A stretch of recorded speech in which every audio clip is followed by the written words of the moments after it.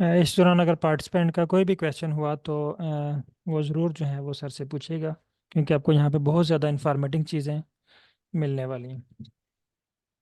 Okay, thank you so much, Dr. Sab. So, we are going to start our today's session. So, I hope you are already know about what is our installation and how to install our libraries. Doctor साहब ने आपको काफी अच्छी तरह से guide किया होगा। तो हम डायरेक्टली डिफरेंशियल एक्सप्रेशन एनालिसिस के ऊपर मूव करेंगे।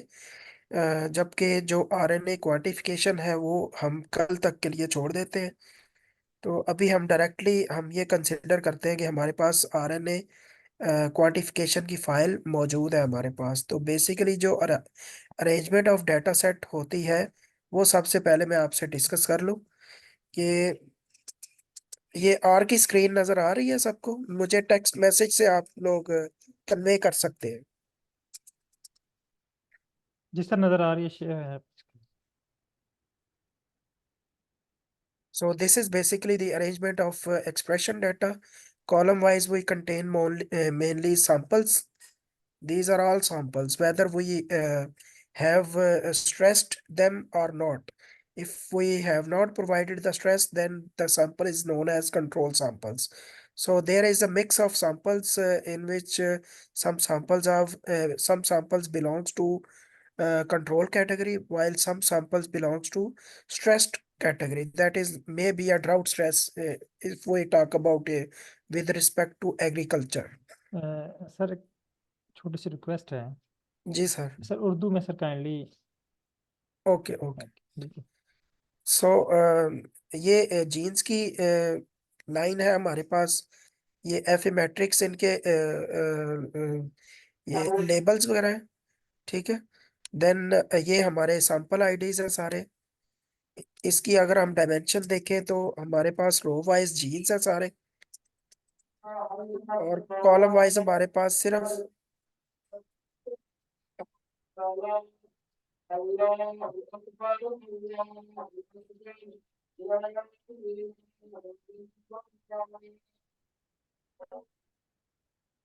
सो यहाँ पे आप देख सकते हैं कि रो वाइज हमारे पास तकरीबन 61,000 जीन्स है जिनकी हम एक्सप्रेशन डाटा जिनका हमने लिया हुआ है। और कॉलम हमारे पास 12 है। कॉलम मीन्स यहाँ पे samples, this is one crop sample, second sample, third, fourth and so on. इनमें से 6 रफली सैंपल्स हैं कंट्रोल कैटेगरी के, और 6 ही स्ट्रेस कैटेगरी के हैं। वो हम आगे चल के बताएंगे। सब फर्स्ट ऑफ ऑल मैं आपको बता दूं कि हम जियो डाटा सेट से फाइल कैसे डाउनलोड कर सकते हैं। तो बहुत ही सिंपल प्रोसीजर है। ये हमारे पास लाइब्रेरीज है, टोटल 3 लाइब्रेरीज है। ये ऑप्शनल है, जस्ट वो ये प्लॉटिंग की लाइब्रेरी है, मैपिंग यानी कि जिससे हम प्लॉट्स वगैरह बना सकते हैं। नथिंग दैट, इसका कोई डिफरेंशियल एक्सप्रेशन एनालिसिस में इतना रोल नहीं है। तो फर्स्ट ऑफ ऑल हम तीनों लाइब्रेरीज ये लोड कर लेते हैं। अगर हमारे पास इंस्टॉल नहीं है तो हम ये बायो कंडक्टर से इनको इंस्टॉल कर लेंगे। इंस्टॉलेशन के बाद आप इनको इजीली लोड कर सकते हैं। ठीक है जी। ये लोड हो गई तीनों लाइब्रेरीज। इसके बाद ये जियो क्यूरी से हम ये कोई भी अपना जो एक्सप्रेशन है जिसके ऊपर हम प्रैक्टिस करना चाह रहे हैं। फॉर एग्जांपल मैंने ये रफली ये वाला आईडी लिया हुआ है। अगर हम इसको देखना चाहें नेट से कि ये इसका इंट्रोडक्शन या ये मैंने ऑलरेडी इसको ओपन किया हुआ है। तो ये है किस चीज़ का? बेसिकली ये डाटा है winter wheat root under drought stress for 7 days by 2 phosphorus treatments. तो ये सारा इसका इंट्रोडक्शन है। अगर आप में से कोई इंटरेस्टेड है तो इसको देख सकता है। प्लस इसको हम एज ए मैट्रिक्स कैसे डाउनलोड कर सकते हैं, इसका ये सिंपल सा प्रोसीजर है 3 लाइंस का। तो जैसे ही आप इसको रन करेंगे ये आपके पास आर के अंदर लोड हो जाएगा। मैंने तो ऑलरेडी इसको लोड किया हुआ है। आप लोग इसकी प्रैक्टिस भी कर सकते हैं। अच्छा सर, यहाँ पे ये क्वेश्चन बताइएगा कि जी सर। ये डायरेक्ट वेबसाइट से आर पे ले आएगा उस डाटे को, जी जी जी। यानी हमें डायरेक्ट वेबसाइट से। हाँ जी। हमें अपने लैपटॉप पे या पीसी पे डाउनलोड करके इंपोर्ट नहीं करना पड़ेगा? नहीं, बिल्कुल नहीं। ये ठीक। यहाँ पे आप जैसा कि देख सकते हैं कि ये लोकल लाइब्रेरी है जहाँ पे ये फाइल सेव हो रही है। ठीक होगा। ठीक है जी। जस्ट आपने क्या करना है, गेट जीईओ, ये फंक्शन अप्लाई करना है। इसका फर्स्ट, ये कंपलसरी पैरामीटर है कि आपके पास माइक्रो एरे एक्सपेरिमेंट होना फाइल का, चाहिए, उसका ये आईडी फाइल का जो है नाम है, जिसमें आप फाइल की इंटरेस्ट। आईडी है। जी जी। ये माइक्रो एरे एक्सपेरिमेंट की आईडी है जो कि जियो डाटा सेट में पड़ी होती है। ठीक। सेकंड, ये कुछ इसके डिपेंडेंसी पैरामीटर्स हैं, ये इनको ट्रू करना होता है जस्ट आपने। तो जैसे ही इसको आप रन करते हैं, ये सारा माइक्रो एरे एक्सपेरिमेंट डाउनलोड होके जी सेट ऑब्जेक्ट में स्टोर हो जाता है। ठीक है जी। ठीक होगा। उसके बाद इसमें से अब एक और इंटरेस्टिंग इंटरेस्टिंग चीज ये है कि इसमें एक्सप्रेशन डाटा सेट तो आता ही है, साथ में और भी डाटा इसके साथ एफिलिएटेड होता है, जिसको स्क्रीन आउट करने के लिए हमें फर्दर प्रोसीजर्स अप्लाई करने पड़ते हैं। जिसमें से एक ये मैं आपको आगे बताऊंगा। जैसे बिलफर्ज ये फाइल हमने डाउनलोड की है ना, इसको हम मैन्युअली विजुअलाइज कर लेते हैं। ये आप देख सकते हैं, इसमें एक्सप्रेशन सेट भी है, ऐसे डाटा, एलिमेंट नेम, मतलब ऑल दैट इंफॉर्मेशन साथ ही डाउनलोड हो जाती है, जो कि हमें डिफरेंशियल एक्सप्रेशन एनालिसिस में हेल्पफुल नहीं है। वो भी इंफॉर्मेशन आ जाती है, जैसे gene title, gene ontology, component IDs. तो ये सारी चीजें हमें रिक्वायर्ड नहीं है, हमें सिर्फ एक्सप्रेशन डाटा इसमें से निकालना है। तो उसका एक सिंपल सा प्रोसीजर है। जैसे ये ऑब्जेक्ट आप बनाते हैं इन the form of downloaded micro array experiment, आप यहाँ से एक सिंपल फंक्शन है जिसका नाम है EXPRS। इसका ये फंक्शन होता है कि इसने जो भी माइक्रो एरे एक्सपेरिमेंट है उसमें से एक्सप्रेशन डाटा लेके आप आपको स्क्रीन पे प्रिंट कर देता है। अब स्क्रीन पे प्रिंट करने के बजाय इसको आप फर्दर उसी ऑब्जेक्ट में स्टोर कर लें या कोई और ऑब्जेक्ट क्रिएट करना है, वो आपकी मर्जी है आगे। तो इसको अगर आप रन करेंगे तो सरप्राइजिंगली आप देखेंगे कि इसमें से एक्सप्रेशन का मैट्रिक्स निकल के ये जी सेट में आ जाएगा। पहले जी सेट का ऑब्जेक्ट, इसके अंदर काफी सारा डाटा था, इसको हम कहते हैं मेटा डाटा। जबकि अभी जो हमारे पास जी सेट का ऑब्जेक्ट है, इसके अंदर हमारे पास जस्ट एक्सप्रेशन डाटा सेट होगा। और इसको हम सिर्फ अगर प्रिंट करेंगे तो वो पूरी स्क्रीन कवर हो जाएगी, क्योंकि इसमें तकरीबन थाउजेंड्स ऑफ रोज इसके अंदर आ चुकी हैं। अब आप ये देखेंगे, इसका हम छोटा सा पोर्शन शो कर लेते हैं। जी सेट, ये वही चीज आ गई है जो मैं थोड़ी देर पहले आपको बता रहा था कि कॉलम वाइज हमारे पास आ जाते हैं सैंपल नेम्स, और रो वाइज हमारे पास जीन्स आ जाते हैं। इसका हेडर पोर्शन शो करने के लिए आपको हेड कमांड यूज करनी पड़ती है। अगर आपने इसका बॉटम साइड आपने शो करनी है, उसके लिए आपको टेल फंक्शन यूज करना पड़ेगा। तो बेसिकली ये हेडर पोर्शन है और ये टेल वाला पोर्शन है। ठीक है जी। क्लियरली आपको नजर आ रहा होगा कि ये जो जितने भी आपके पास ये एफ मैट्रिक्स आईडीज हैं, ये यहाँ से स्टार्ट हो रहे हैं। और ये देखें, इन यहाँ पे आप नंबर देखें, मतलब ये बॉटम पोर्शन है इसका ना। तो दूसरी एक और चीज जो आपको कंसिडर करनी होती है कि ये जितना भी डाटा सेट है ना, ये आपका न्यूमेरिक फॉर्मेट में होना चाहिए जब आपने डिफरेंशियल एक्सप्रेशन एनालिसिस करना होता है। तो उसको चेक करने के लिए आपके पास ये STR की कमांड होती है। तो जस्ट आपने ये ऑब्जेक्ट का नाम देना है STR को, ये आपको बता देगा कि सारा डाटा सेट न्यूमेरिक है या नहीं है। बाज दफा ऐसा होता है कि कोई डॉट एक्स्ट्रा लग जाता है कहीं पे, या कोई एरर आ जाए, तो वो पूरी रो ही एक किस्म की करेक्टर साइड में कन्वर्ट हो जाती है। लेकिन चूंकि ये सारा ऑटोमेटेड डाटा सेट है और पब्लिकली अवेलेबल है, तो इसमें एरर के चांसेस बहुत कम है, बल्कि ना होने के बराबर होते हैं। जैसा कि आप देख सकते हैं, सारे सैंपल्स का एक्सप्रेशन डाटा न्यूमेरिक टाइप है। NUM stands for numeric. अगर कोई करेक्टर टाइप आ जाए बाय चांस, तो उसको आपने फिर फिक्स करना होता है। या तो उसमें से कोई ऐसी चीज है कि जो यूं कह ले, जैसे कोई ये पॉइंट है ना, कोई भी एरर हो सकता है। आपसे गलती से यूं कह ले कि 2 पॉइंट्स लग गए, तो उसकी वजह से सारी एंट्री डिस्टर्ब हो जाती है। एंट्री डिस्टर्ब हो तो वो सारी लाइन आपकी डिस्टर्ब हो जाती है।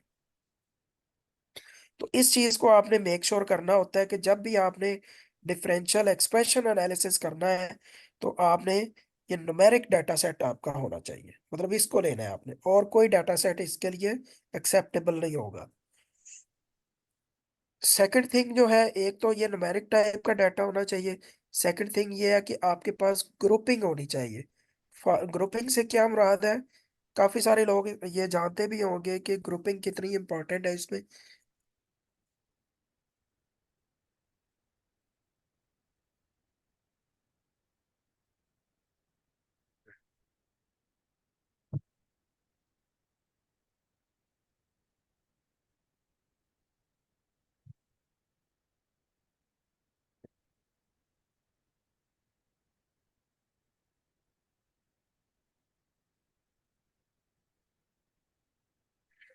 कि कुछ लोगों के चैट में क्वेश्चंस भी हैं, तो ये अतीक साहब।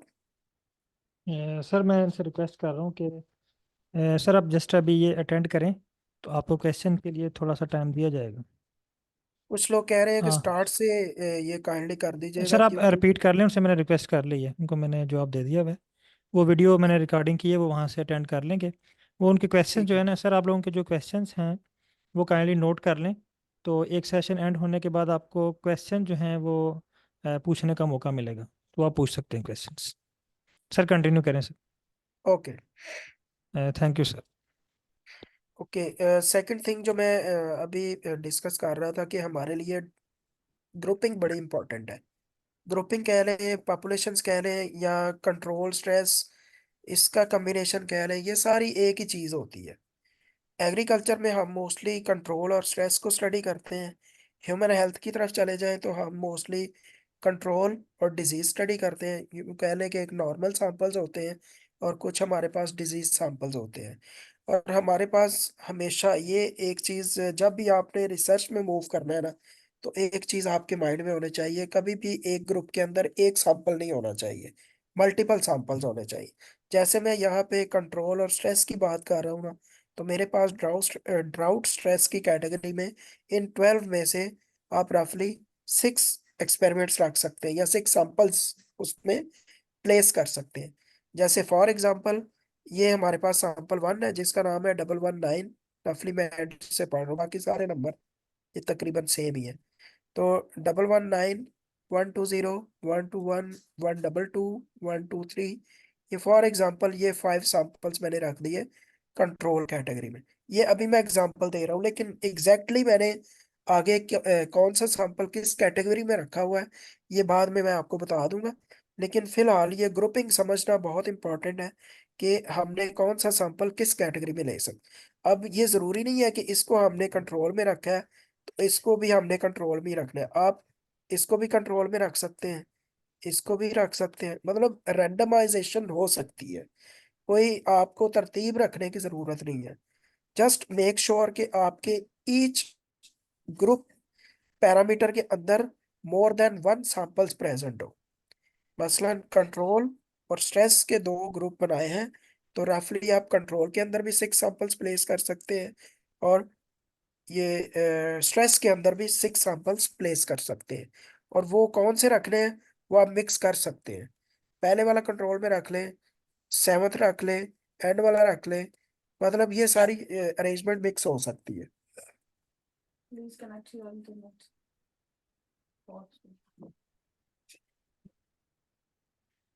तो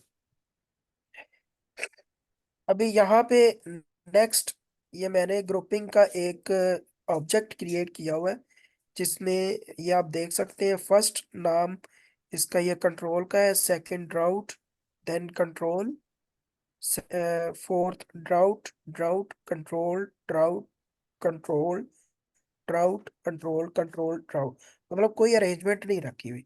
लेकिन एक चीज जो इंटरेस्टिंग है ये है कि मल्टीपल कंट्रोल्स है और मल्टीपल ही ड्राउट है। तो ये भी टोटल ये 12 है, और ये सैंपल्स भी 12 है, और हर एक को लेबल करना जरूरी है। अभी आप इस लाइन को रन कर लें, तो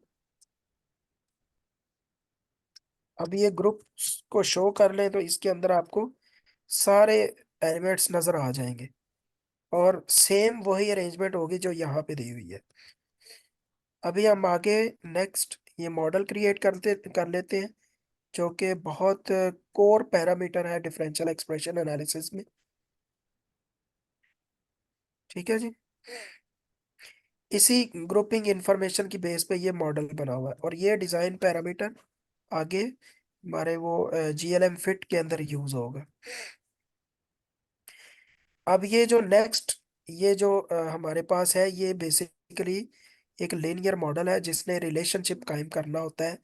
ये इसके अंदर हमारे पास टोटल एक्सप्रेशन डाटा सेट है जी सेट के अंदर, जो कि ऊपर मैंने सबको ये इसका हेडर पोर्शन और टेल पोर्शन ये दिखाया था। ये जी सेट फर्स्ट पैरामीटर होगा ये एलएम फिट के अंदर। ये बेसिकली लीनियर मॉडल है जिसने अ, ये एक्सप्रेशन डाटा को ये डिजाइन डिजाइन ऑब्जेक्ट के साथ मैप करना है, और ये आपको फिट की शक्ल में ये रिजल्ट दे देगा आगे।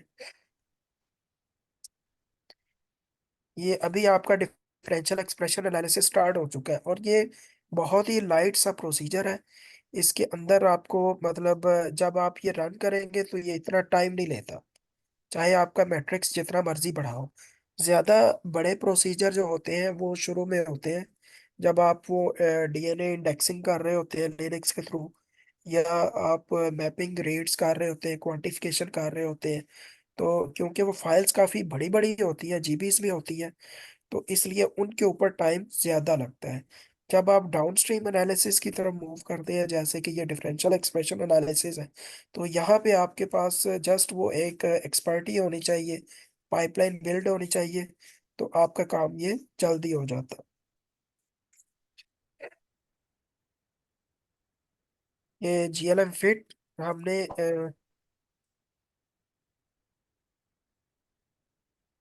नेक्स्ट है, हम कुछ स्टैटिस्टिकल एनालिसिस करेंगे।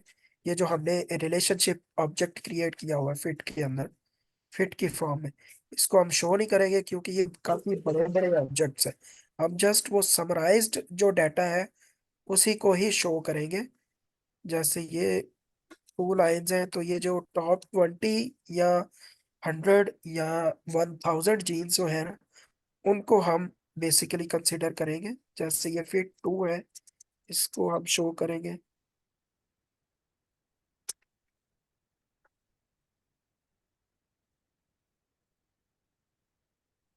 सेकंड, ये टॉप, सॉरी, ये वाला ऑब्जेक्ट हमने शो करना था, वो बाय मिस्टेक।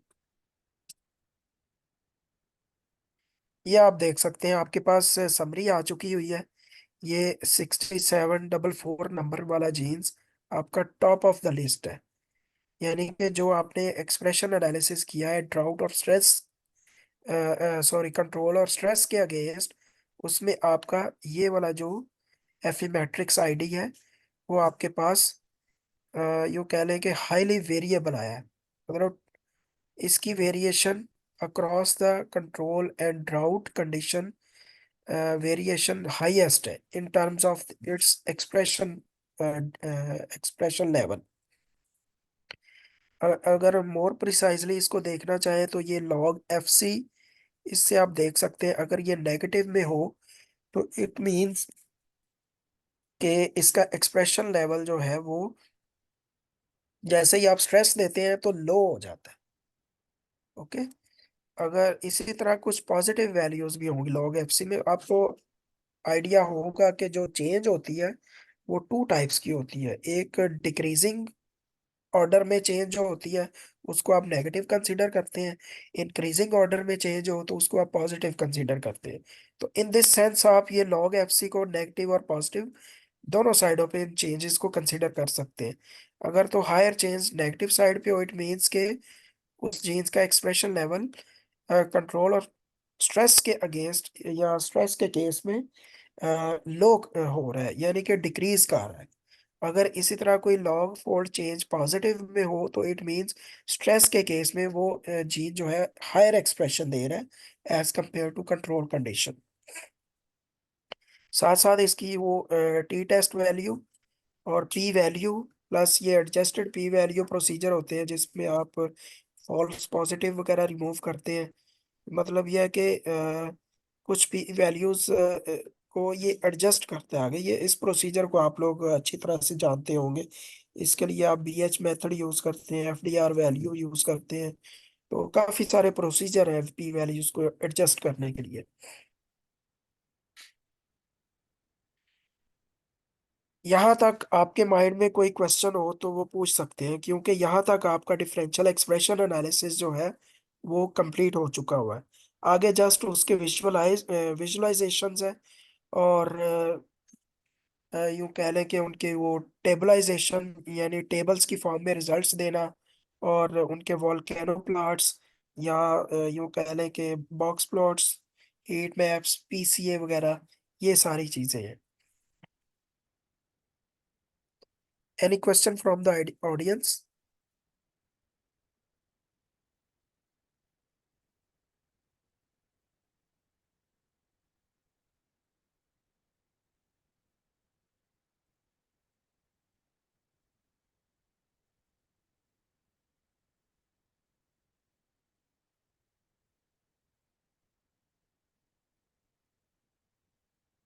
अस्सलाम वालेकुम डॉक्टर नज़ीर साहब, क्या हाल है आपका? ठीक है। हाँ, वालेकुम सलाम।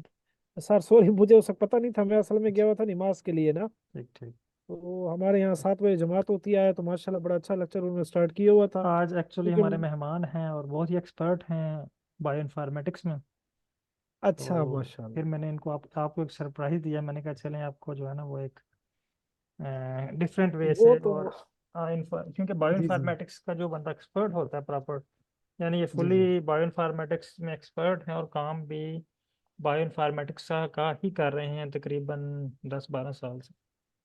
अच्छा, और माशाल्लाह। असल नेशनल में एग्रीकल्चर रिसर्च सेंटर में है। अच्छा, नेशनल एग्रीकल्चर रिसर्च सेंटर में है। जी जी। जी अकील सर। साहब है ना? जी अकील साहब हैं। जी जी। जान लिया आपने? अकील साहब, आप कौन सी फील्ड में, एनएआरसी में? ये बायो इन्फॉर्मेटिक्स में हूँ। अच्छा, क्योंकि हमारे वहाँ कुछ दोस्त हैं, वहाँ पर काम करते हैं, अक्सर मैं एनएआरसी आता रहता हूँ। हमारे वहाँ पर अशरफ साहब है, एंटोमोलॉजिस्ट है ना। अच्छा अच्छा अच्छा। जी हाँ, है, अक्सर आप, बिल्कुल है। शायद मेरे ख्याल में आपसे मेरी एक दफ़ा मुलाकात हो चुकी है, लेकिन बाय फेस एक दूसरे को देखेंगे पहचान जाएंगे ना। जी जी, अ, बिल्कुल ऐसे। अच्छा, मैंने आपको क्लास में सॉरी डिस्टर्ब कर दिया, करना नहीं चाहिए था।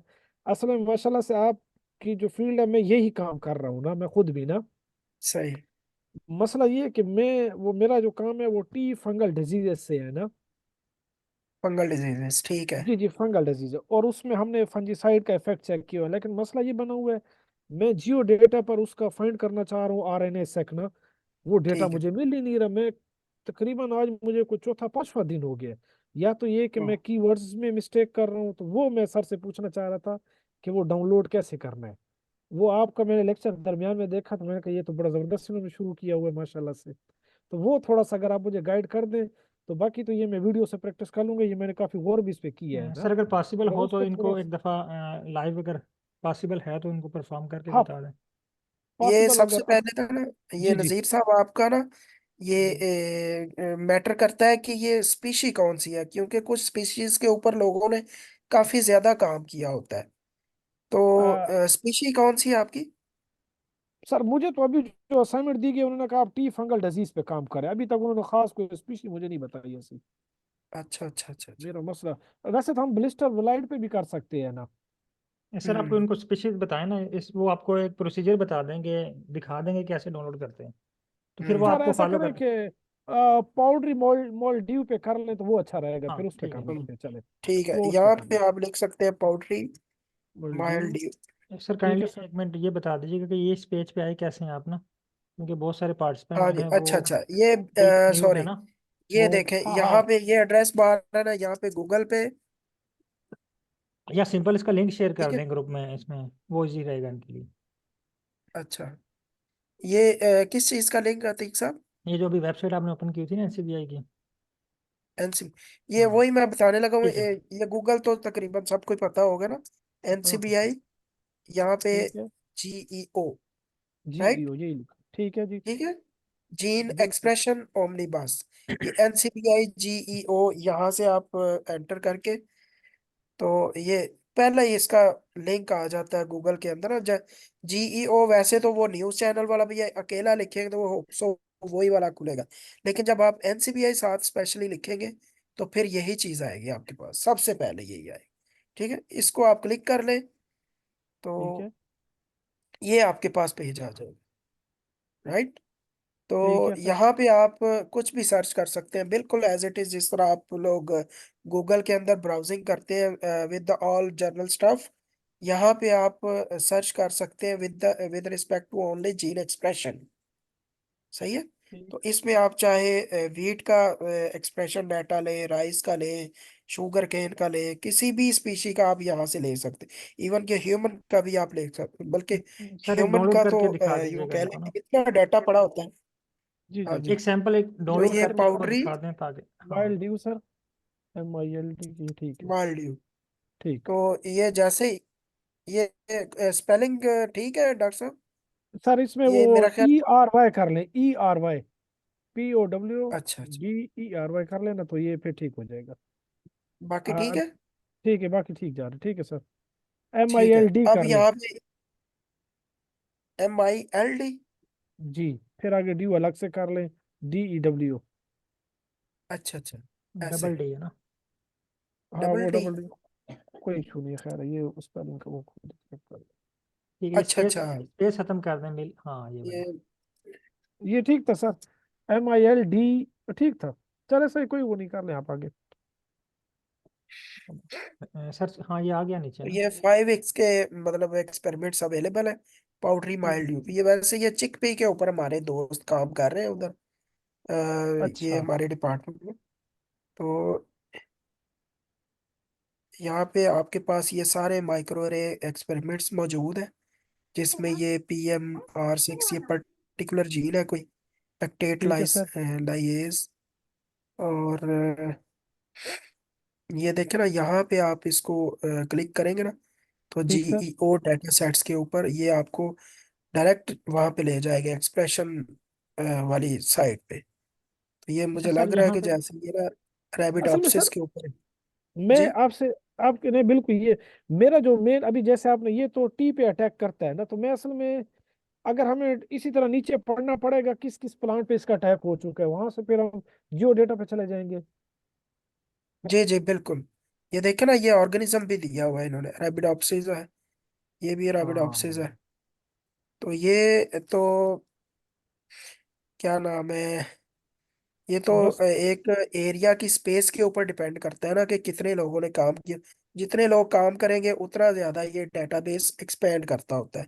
तो बेसिकली इसके ऊपर ना बहुत कम काम किया हुआ लोगों ने ना, अच्छा। तो ठीक इसी ठीक वजह ठीक। से ये इसके एक्सपेरिमेंट्स भी कम है। तो मतलब ये है कि आपके लिए एक पोटेंशियल एरिया है कि बहुत कम लोगों ने इसमें डिस्कवरी की हुई है, आप भी इस साइड पे मजीद कंट्रीब्यूट कर सकते हैं। अच्छा, यहाँ पे एक और क्वेश्चन मेरे जहन में आ रहा है सर।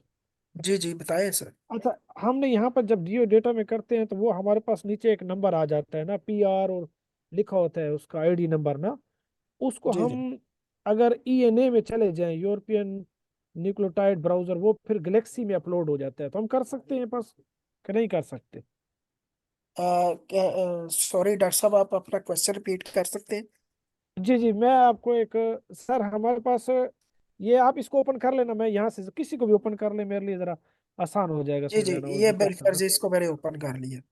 हाँ, ताकि मैं ठीक है जी। यहाँ पर, जी इसके सर बाद इसका ये बाद। आपने ये देखे, ये download data, cell file format, expression file format, इसमें आपने जाना होता है। ठीक है जी। अच्छा ठीक ठीक वैसे ठीक। तो ये छोटी छोटी फाइल्स हैं, इनके ऊपर मुझे लगता है कि शायद डाटा की इतनी इंफॉर्मेशन आपको मिले या ना मिले, ये चांस के ऊपर ही होता है। ये देखें, ये आपके मैं, पास ना फाइल डाउनलोड होना शुरू हो गई। ठीक है जी। अच्छा मैं असल में इसको गैलेक्सी पे लेके जाना चाह रहा था। गैलेक्सी पे तो कोई बात नहीं, इसको जैसे ही ये डाउनलोड हो जाएगी ना जी जी तो सर। आप इसको डायरेक्ट गैलेक्सी में अपलोड कर सकते हैं इसको। गैलेक्सी में किस तरह वैसे अपलोड मैं होगा? आपको रिकमेंड करूंगा कि आप गैलेक्सी के ऊपर अगर काम ना करें ना, वो जी जी ज्यादा सर। बेटर है। तो फिर क्योंकि किस तरह उसमें होगा? उसकी इतनी ज्यादा रिक्वायरमेंट है कि वो एक फुलफिल होती है दूसरी रह जाती है। तो वो आप R के थ्रू अगर काम करेंगे ना, तो जैसे ही आप उसकी रिक्वायरमेंट फुलफिल करेंगे ना, वो आपको रिजल्ट दे देगा। अच्छा, असल में सर वो गैलेक्सी में तो इस तरह मैं कर रहा था कि उस पे थोड़ा सा ये एक एक्सपीरियंस था ना, कि उसमें एक दफा आपने मल्टी क्यूसी कर ली, फास्टर क्यूसी कर ली, वह ट्रिमिंग भी कर ली, हाई सेक भी कर लिया ड्यू, फिर उसके बाद आप आर पे चले जाते हैं। तो ये फिर जी जी। आर में अगर सारा हो जाता है फिर हम कर लेंगे। हम्म। ठीक है, अगर आप मतलब यूज टू है ना उसके साथ, फिर तो कोई मसला नहीं है, क्योंकि जी जी। एक चीज आपने जब सीखी होती है फिर तो आप उसी को ही प्रेफर करेंगे। तो मेनली मैंने जब ये खास तौर पे जब हम डंप वगैरह करते हैं ना, वो इजी हो जाता है ये SRA फाइल वगैरह को। आपको पता होगा कि उसको पहले फास्ट क्यू में लेके आते हैं, हाँ फिर हाँ उसको हाँ, बाद में बिल्कुल। डंप करते हैं, डंप करके फास्ट क्यू में लेके आते हैं। तो वो चीजें जरा इजी हैं हमारे लिए कि वो इजीली कर अच्छा देता है। बाकी ये जो जितनी भी है ना ये स्ट्रिंग टाई और ये मैपिंग और ये, इसको हमने हमेशा ना वो डिफिकल्टी हमें लगा है, तो इसके लिए हम फिर यहाँ लिनक्स की तरफ चले जाते हैं, और लिनक्स से फ्री होते हैं तो फिर आर की तरफ आ जाते हैं। अच्छा, तो असल डॉक्टर में साहब मैंने ये सर वो आपका, थोड़ा गैलेक्सी। जी जी। हाँ जी, ये ओपन कर रहे ये हैं आप, थोड़ा सा डाउनलोड हो ओपन कर गया लेना आपका, सर। हाँ, तो मैं इसको टाइम ले देखता रहा हूँ हूँ। दूसरे कैंडिडेट्स का, अब उसके लिए मैं माजरत खाऊं। ये मेरे पास पार्टिसिपेंट तो को भी ये टाइम वैसे दिया खुल जाएगा नहीं रहा। इंशाल्लाह। तो सर असल में मैं वो नहीं दूसरे नहीं सर, पार्टिकुलर क्वेश्चंस आप क्लियर पार्टिसिपेंट्स करें, का भी टाइम ले रहा हूँ। तो इंशाल्लाह बाकी को भी हाँ, टाइम दिया तो जाता है। आप अपने क्वेश्चंस नहीं हाँ, तो नहीं, क्लियर मैं करें इसलिए आराम चाह से, रहा। कोई सबको बात नहीं, इंशाल्लाह ये हाँ हाँ, आंसर वैसे माजरत मिलेगा। भी खाऊं बाकी पार्टिसिपेंट से। 2 घंटे का सेशन है, खैर है। बिल्कुल। नहीं सर, अच्छा नहीं, वो बाकी पार्टिसिपेंट्स भी हैं, वो बेचारे भी इंतजार में होंगे, उसके लिए है। मैंने। सर आप अपने क्वेश्चंस क्लियर कर लें, जब आप सेटिस्फाइड हो जाएं फिर नेक्स्ट को हम देते हैं टाइम। चलिए ठीक है, थैंक यू सर। तो ये आप अच्छा अपने सर, अभी लैपटॉप में आपने करके देखिए।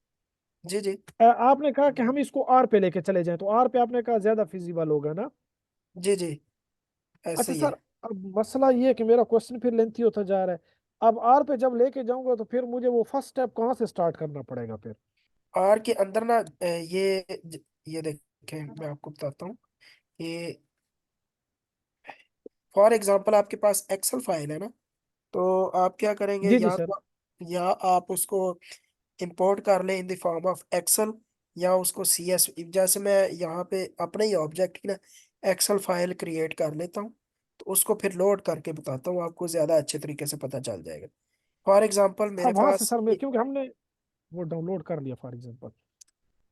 ये देखें, ये हमारे पास ये एक्सप्रेशन का डाटा है ना, तो इसकी ना मैं ठीक है सर। एक्सेल फाइल बना लेता हूँ। उसके लिए ये है write.csv, और ये कोशिश कीजिएगा कि CSV में काम करें जब भी आर के ठीक है साथ सर। काम कर रहे हैं। तो चलिए ये, ठीक। क्योंकि जो एक्सेल फाइल है ना वो थोड़ी सी ना हैवी होती है, वो रीड करने में अच्छा। टाइम लेता है, और बाज दफा होता है कि 2-3 MB की फाइल हो जाए ना एक्सेल की, तो ये लोड ही नहीं कर पाता, हम्म। ये मेमोरी का एरर दे देता है। तो ये, ठीक। सॉरी, ये इसको नाम गलत लिखा है।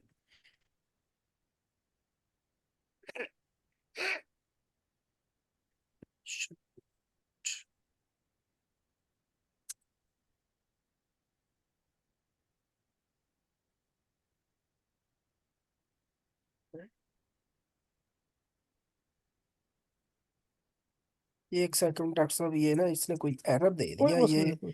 मेरे लिए अनएक्सपेक्टेड है।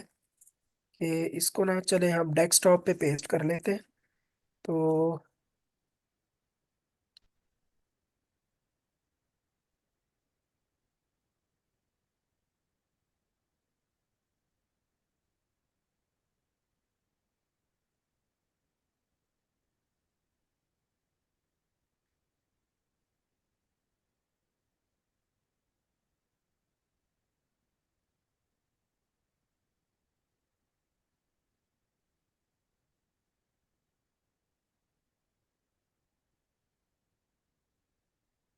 वो कोई डायरेक्टरी ऐसी थी डॉक्टर साहब के, उसके अंदर ना वो परमिशन नहीं दे रहा था लैपटॉप में। अच्छा अच्छा अच्छा, तो कोई अभी मैंने इसको डेस्कटॉप के नहीं। ऊपर ही पेस्ट कर लिया हुआ है। सी यूजर्स, ठीक। ये भी मेरा डेस्कटॉप पे आई नहीं है, ये कहीं और चली गई है। ये एक सेकंड, इसको हम्म।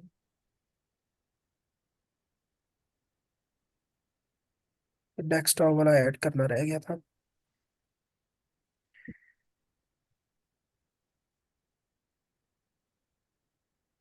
अभी ये डेस्कटॉप के ऊपर आ गई है ना। तो अभी मैं उस फाइल को ठीक आपको है। खोल के भी दिखा देता हूँ कि वो किस तरह की आई है। ये यहाँ पे फाइल बन गई है ना। इसमें टोटल एक्सप्रेशन डाटा, इसको ओपन करके देखें तो ठीक सर। ये देखें, ये सारी इसी फॉर्मेट में आपकी एक्सप्रेशन फाइल होती है ना। ठीक है। ठीक है सर। मतलब ये तो सबके पास फाइल होती है, ये तो इसमें सबके तो पास कोई बिल्कुल। शक नहीं है। ठीक है, ये इवन के ये डाउनलोड भी इसी फॉर्मेट में होती है जब आप इंटरनेट में ये सारी वर्किंग कर रहे होते हैं। हम्म। ये सारे आपके सैंपल आईडीज हैं, ये सारे आपके जीन आईडीज हैं, ये सारे इनके करस्पॉन्डिंग एक्सप्रेशन लेवल्स हैं, राइट। ठीक। अब इसको हम डायरेक्टली आर के अंदर लोड कर लेते हैं। उसके लिए एक सिंपल सा प्रोसीजर है, जी सेट में कर लेते हैं। तो इसमें sorry, equal read dot C S V, इसके अंदर ये पहला पैरामीटर होगा आपका, ये सारा पाथ होगा जहाँ पे आपने एक्सप्रेशन फाइल राइट की हुई है। ठीक है जी, हाँ। ठीक ठीक। समझ आ गई है। पहला बिल्कुल फंक्शन ठीक है। था write dot C S V का। उसमें आपको देखना होता है कि आपको डायरेक्टली कोई परमिशन भी दे रही है रीडिंग राइटिंग की या नहीं। जैसे ये वाली डायरेक्टरी थी, इसमें रीडिंग राइटिंग अलाउ नहीं थी। ये कोई ठीक है। सी वाली साइड है। अब ये हम गलती से कहीं उसके मतलब दूसरी सिस्टम के साइड। फोल्डर के अंदर वो चले गए हुए थे, इसलिए उसने राइटिंग परमिशन नहीं दी। तो ठीक। जैसे ही मैंने डेस्कटॉप को मतलब एज एन ऑप्शन दिया उसको, उसने डेस्कटॉप के ऊपर राइट कर दी। ठीक है। ठीक। राइट क्या करना होता है, उस ऑब्जेक्ट को राइट करना होता है जिसमें आपका एक्सप्रेशन डाटा होता है। तो वो जैसे ही राइट हो गया, अब दोबारा ठीक। आप इसको रीड कर सकते हैं। अगर राइटिंग के लिए procedure write dot C S V है, रीडिंग के लिए procedure read dot C S V है। यस भी है। ठीक है ठीक। जी। Read dot C S V function लिखें, उसके अंदर जस्ट एक ही पैरामीटर आपको देना होता है, expression dot C S V, along with its ये इसकी ये जो पाथ होता है, लाइब्रेरी का पाथ होता है, ठीक है। डायरेक्टरी का पाथ, सॉरी। ठीक है जी। तो जी जैसे ही जी। इसको आप एंटर करेंगे, सारी फाइल रीड होके वापस ये जी सेट में चली जाएगी। ठीक है ठीक। जी। समझ अभी आप गया। इसका स्ट्रक्चर देखें तो ऑलमोस्ट सेम ही होगा, लेकिन एक चीज एक्स्ट्रा ऐड हो गई है, जो हाँ उसके ये रो देख। नेम्स थे ना, वो हमारे पास एज एन एडिशनल कॉलम आ गए हैं। पहले हमारे पास रो नेम्स नहीं थे, अभी रो नेम्स भी आ गए। तो इसी कॉलम को हाँ। हम रो नेम्स बना के इस कॉलम को डिलीट कर देते हैं। उसका प्रोसीजर ये ठीक। है, रो नेम्स जी सेट फर्स्ट कॉलम, हम्म। सॉरी,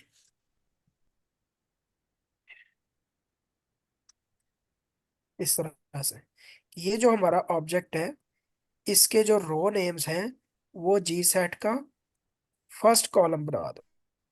यानी ये वाला ठीक। कॉलम, ये फर्स्ट कॉलम है, सेकंड है, थर्ड है, फोर्थ फिफ्थ, ये तकरीबन 13 कॉलम है। 12 तो वो एक्सप्रेशन डाटा का ही है। एक वो जी। रो नेम्स वाला जो एडिशनल आ गया है, वो एक्सेल की रीडिंग राइटिंग के दौरान उसको ठीक। आपने सिर्फ कंसीडर करना है। बाकी ये तकरीबन सेम प्रोसीजर है, आप राइटिंग रीडिंग राइटिंग के बगैर काम करें चाहे उसके साथ काम करें। काम जब भी करें। आप ठीक। रीडिंग राइटिंग करेंगे तो इस कॉलम को आपको फिक्स करना पड़ेगा। ठीक है जी। ठीक है। तो जैसे ही आपने इसकी रो नेम्स बना दी, तो अभी आप देखें ये जी सेट, ये इसकी जी। दोबारा रो नेम्स बन गई, लेकिन ये आपको नजर आ रहा होगा ये कॉलम जी। अभी भी साथ है। तो इसको कैसे डिलीट करते हैं, जी सेट इक्वल जी सेट, ये कॉमा डाल के माइनस ठीक। वन कर दो, यानी फर्स्ट कॉलम डिलीट कर दो इसमें। ठीक। सॉरी, कॉमा डालना था, ये डॉट डाल गया।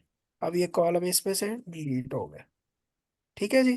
तो ये ठीक सेम है जी। ऑब्जेक्ट आपके पास बन गया है, जो कि आपको डिफरेंशियल एक्सप्रेशन एनालिसिस के लिए रिक्वायर्ड है, जो कि रिक्वायर्ड। आपने सीएसवी फाइल से बनाया है। सही है। ठीक। और बिल्कुल सीएसवी समझ। फाइल आपके पास एज एन एक्सप्रेशन डेटा हर एक के पास होती है।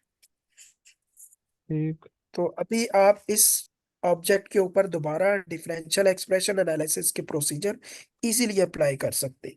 जस्ट आपने मेक श्योर करना है कि आपने जो डिफरेंशियल एक्सप्रेशन एनालिसिस के प्रोसीजर है उनको ये आपने बताना है कि मेरा कॉलम नंबर 1 कंट्रोल है या स्ट्रेस वाला है। इसी तरह सेकंड वाले का भी आपने बताना है, थर्ड का, फोर्थ का, अप टू 12 सारे कॉलम्स का आपने बताना है कि कौन कौन सा कॉलम आपका स्ट्रेस से बिलोंग कर रहा है और कौन सा कॉलम आपका कंट्रोल से बिलोंग कर रहा है। कंट्रोल और से column belong basically stands for sample number. करता। ठीक। ठीक है, इस बात की समझ आ गई है सर? बिल्कुल यहाँ तक क्लियर हो गया। उसमें वो डेटा डाउनलोड नहीं हो रहा था वो भी क्लियर हो गया और ये भी क्लियर हो गया।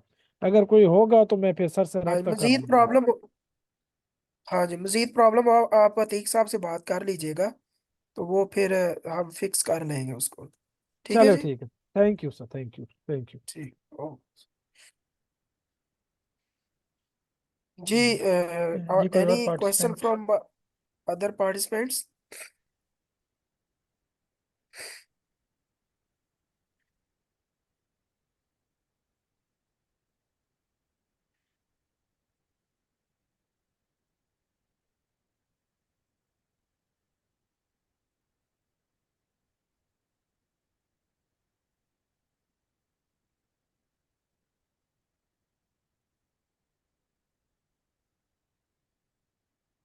काइंडली अगर आपके माइंड में कोई क्वेश्चन है तो आप ज़रूर पूछें, क्योंकि अभी ये आपका नाम, जी ये एवरीवन आ रहा है, एक मिनट में ये चेक करने दें।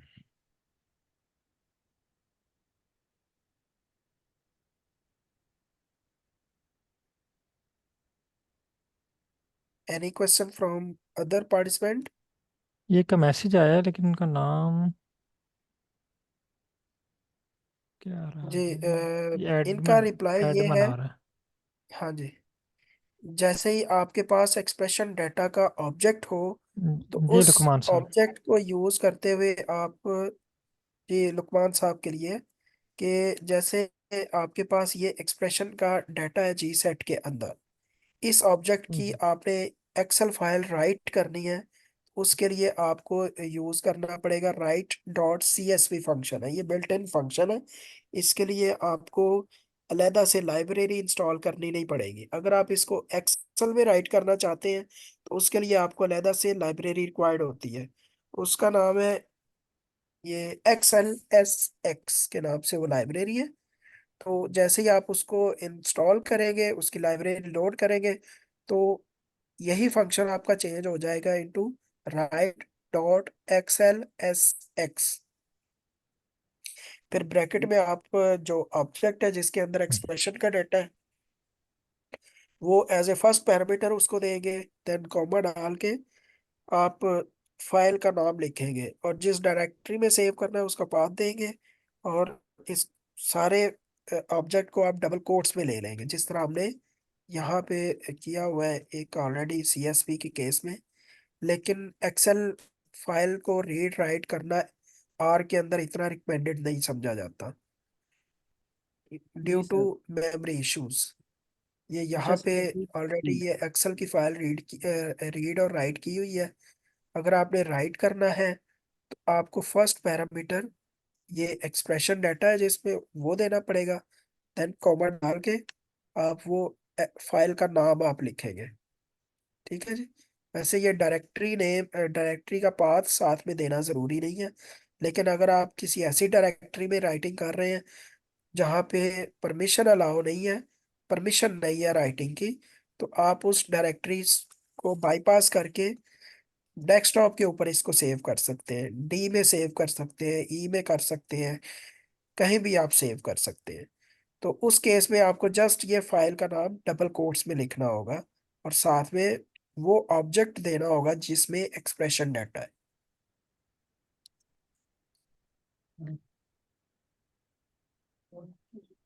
हेलो जी सर, आवाज़ आ रही है आपको? जी सर आ रही है, आप क्वेश्चन पूछें कोई है तो।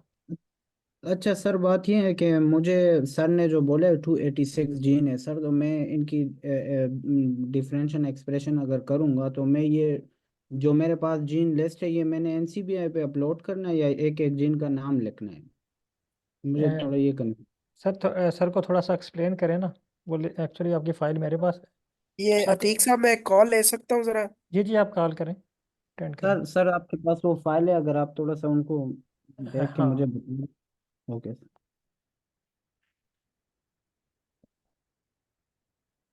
जब तक वो कॉल अटेंड करते हैं तो आप सर जी थोड़ा जी। सा उनको ना एक्सप्लेन कीजिएगा कि आपके पास जो फाइल है ना उसमें क्या क्या है, और ओके आप उसमें क्या करना चाह रहे हैं और एक्सप्रेशन कैसे चेक करना चाह रहे हैं, वो फिर गाइड जी। करते हैं आपको।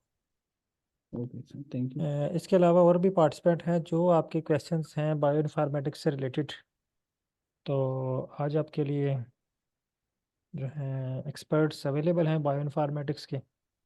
तो आप इनसे जो है वो जो भी क्वेश्चन है आपका बायो इन्फॉर्मेटिक्स से रिलेटेड वो आप पूछ सकते हैं। तो तमाम पार्टिसिपेंट कोशिश करें क्वेश्चंस पूछें इनसे।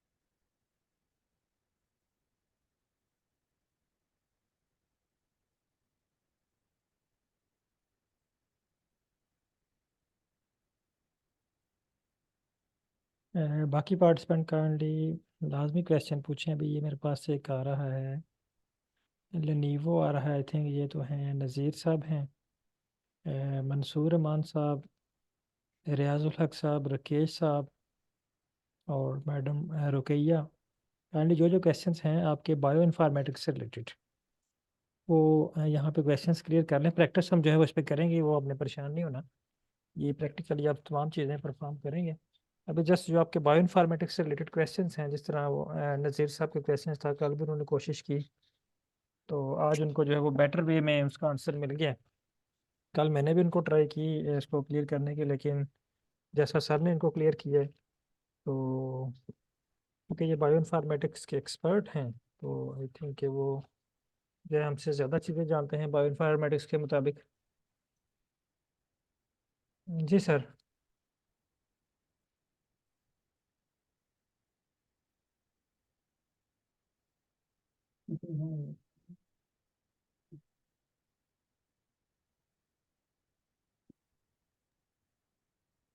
हेलो।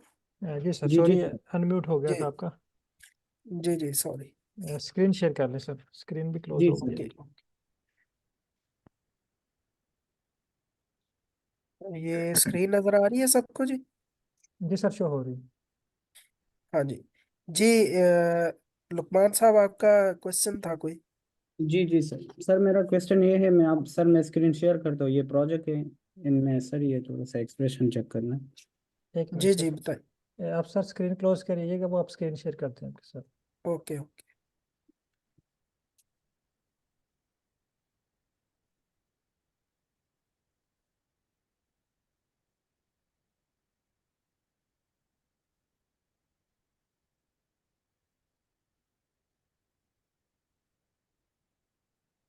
फिर यहाँ पे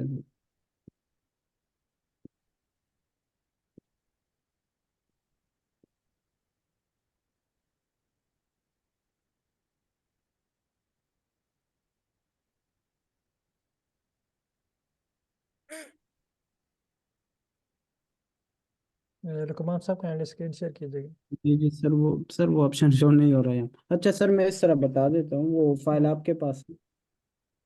एक अच्छा मिनट। सर, क्वेश्चन यही है मैं कि। फाइल शेयर करता हूँ, मैं फाइल शेयर करता ओके।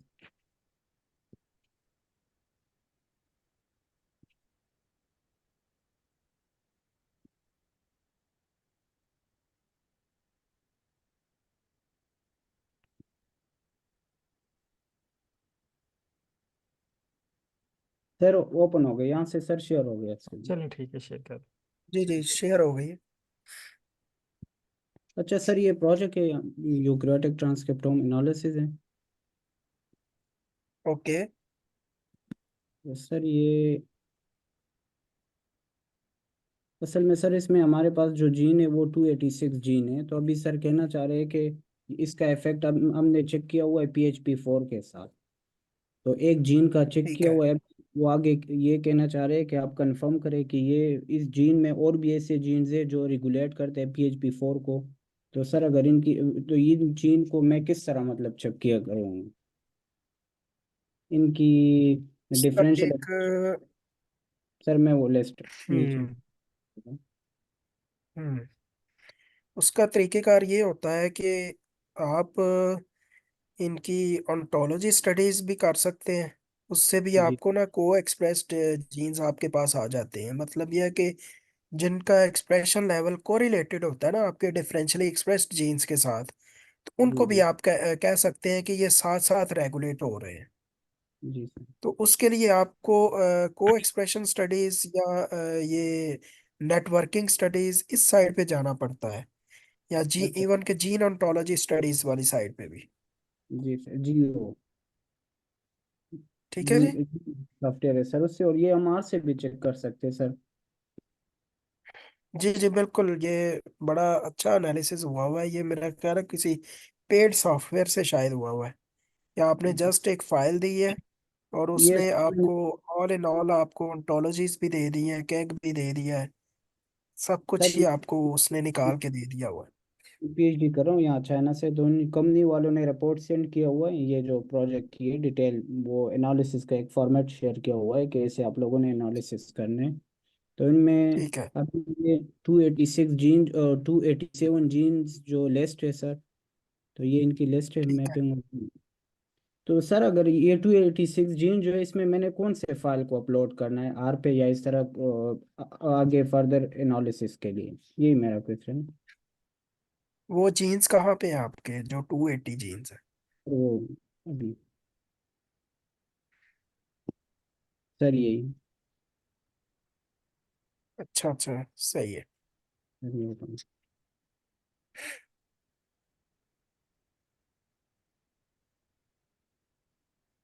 ये आपकी स्पीशी कौन सी है? Sir yeast human pombe. पे है? No sir, sir microorganism pombe yeast पे। सर यही जीन्स है। अच्छा, यीस्ट पे काम है आपका? जी जी सर। अच्छा अच्छा, सही है। एक तो लुकमान साहब, ये पॉसिबिलिटी है कि आपके ना आप इनके ये को एक्सप्रेशन स्टडीज वाली साइड पे ना, इसके जी लिए आपको मजीद ये माइक्रो अरे एक्सपेरिमेंट्स चाहिए होंगे। जी और इसकी यूं कह लें कि काफ़ी सारे लोग ये काम भी कर रहे हैं कि एरिया जो उन्होंने पकड़ा हुआ है, ये जीन जी फैमिली, आप शायद जानते हो। जी जी काफ़ी पेपर्स आपने देखे होंगे ना। जी तो सर। आपके जो top of the list genes है ना, जैसे ये 10 जीन्स हैं, तो आप जी उनकी जीन फैमिली स्टडी कर सकते हैं। जीन फैमिली यूं कह लें कि family, you know very well कि जी फैमिली के जो मेंबर्स होते हैं वो तकरीबन मोर और लेस एक दूसरे से मिलते जुलते ही होते हैं।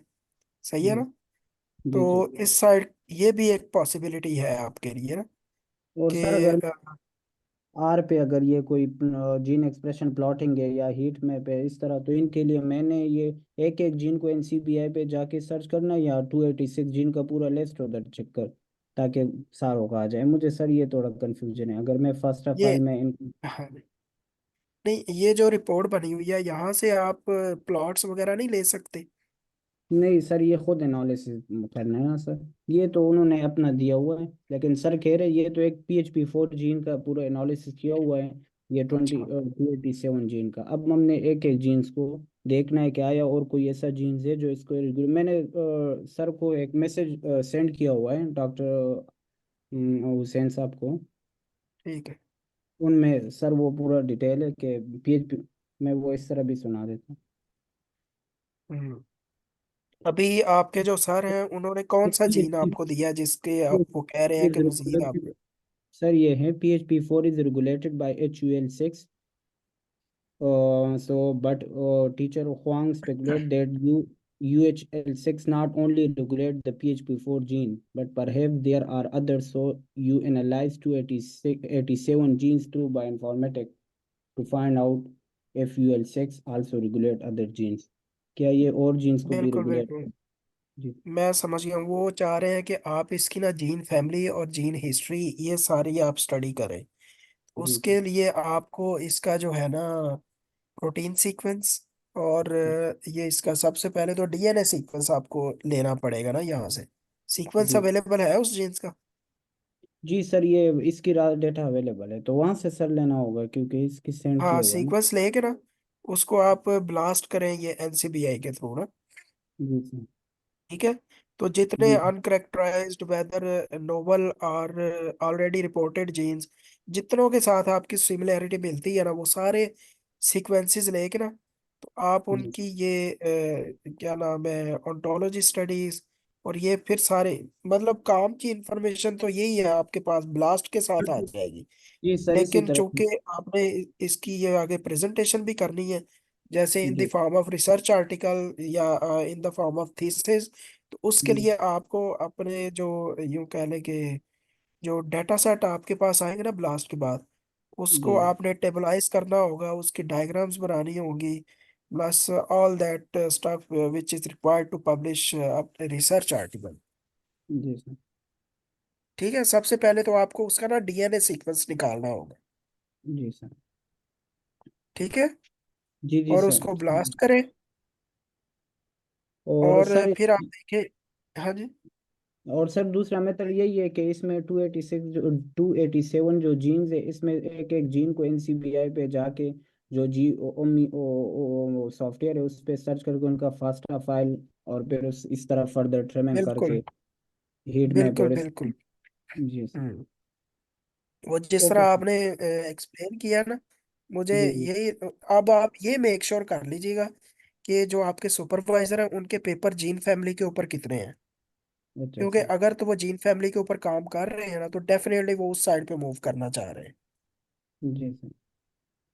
ठीक है। और सर सर बाकी सारा बस मुझे अंडरस्टैंड है क्योंकि सर ने जो हमें ये क्लासेस में पढ़ा रहे तो आर का बेसिक और ये जीनोमिक डाटा की जो बेसिक है वो तो सीख ले, लेकिन सिर्फ ये फाइल कंफर्मेशन करनी है कि यही फास्टा फाइल से फिर ये मेरे पास ऑटोमेटिकली दो फाइल जनरेट हो जाएंगे जो मैं आर पे चलाऊंगा आगे। नहीं, आर पे किस पर्पस के लिए सर चलाना है? वो आपका पर्पस और है, ये हम वो एक्चुअली वो एक्सप्रेशन एनालिसिस के लिए है। ये जी जो सर। आप कर रहे हैं ये आपका अब फील्ड डिफरेंट हो गया, आपका रास्ता डिफरेंट हो गया अब यहाँ से ना। अच्छा अच्छा। हाँ वो तो ये बिल्कुल बेसिक है, वो एक्सप्रेशन एनालिसिस हम सीख रहे हैं ना, ये अच्छा, उसका ये वो डिफरेंट वे है। तो ये फिर सर आरएनए सीक्वेंस पे बेसिक जो है आरएनए 1 में आ रहा है सर, आरएनए सीक्वेंस दूसरे लेक्चर में आ रहा है। असल में सर नहीं चाह रहे कि इसके आरएनए लुकमान, वो सीक्वेंस। असल में ना वो आपको जीन फैमिली, आप इसके पेपर देखे ना जीन फैमिली के, जी फॉर सर। एग्जांपल आप ये इधर हमारे डिपार्टमेंट में भी काम किया हुआ लोगों ने ये अच्छा ये इस पे किया होगा, मुझे ये याद नहीं आ रहा, ये काफी ज्यादा ना ये जीन फैमिली आप लिखेंगे ना तो आपको जी काफी जी सारे पेपर मिल जाएंगे। तो आप अपना जी। अपने सीक्वेंस लेके ना उसके ऊपर सारा प्रोसीजर अप्लाई कर सकते हैं। बाकी अच्छा मजीद कंफ्यूजन हो रहा है तो आप अतीक साहब से बात करें, तो इंशाल्लाह ताला वो हो जाएगा, वो कोई मसला ओके तो नहीं है। Thank you so much. Okay sir, thank you so much. तो बहुत शुक्रिया सर। अच्छा किसी जी और पार्टिसिपेंट का कोई क्वेश्चन है तो काइंडली पूछ लें, फिर अगर सर नहीं क्वेश्चन तो फिर सर जो है वो नेक्स्ट एनालिसिस की तरफ चलते हैं। जी सर कोई क्वेश्चन है तो यस टाइप कर दें, अगर नहीं है तो नो टाइप करें, फिर हम नेक्स्ट मूव करें। चले, मेरा ख्याल है अतीक साहब ये नेक्स्ट मूव करते हैं आगे विजुअल्स की तरफ। ठीक है। तो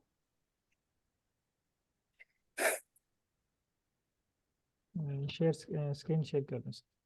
जी जी।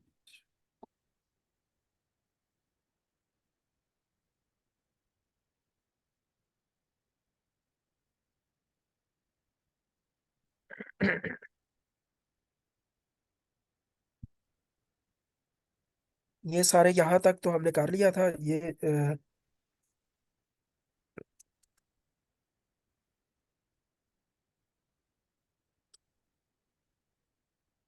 टॉप टेबल, यानी कि ये हमारे पास सारी ये इंफॉर्मेशन आ गई थी।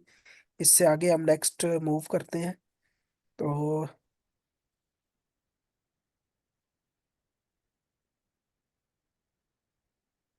ये फर्स्ट ऑफ ऑल यहाँ पे आपको नज़र आ रहा होगा कि ये टॉप 250 अगर आप लोगों ने डिफरेंशियली एक्सप्रेस्ड जीन्स लेने हैं तो ये नंबर आपको स्पेसिफाई करना पड़ेगा। ये इस फंक्शन को आप लोग ना भूलिएगा जब आप डिफरेंशियल एक्सप्रेशन एनालिसिस कर रहे हो, क्योंकि इसी से ही आप देखते हैं कि आपके top of the list genes कौन कौन से आ रहे हैं। ठीक है जी। और उसमें आप नंबर स्पेसिफाई कर लें। अगर आपने नंबर स्पेसिफाई नहीं करना तो जस्ट वहाँ पे इंफिनिटी प्लेस कर दें INF के नाम से। तो सर यहाँ ठीक पे है। एक छोटा सा तो क्वेश्चन है।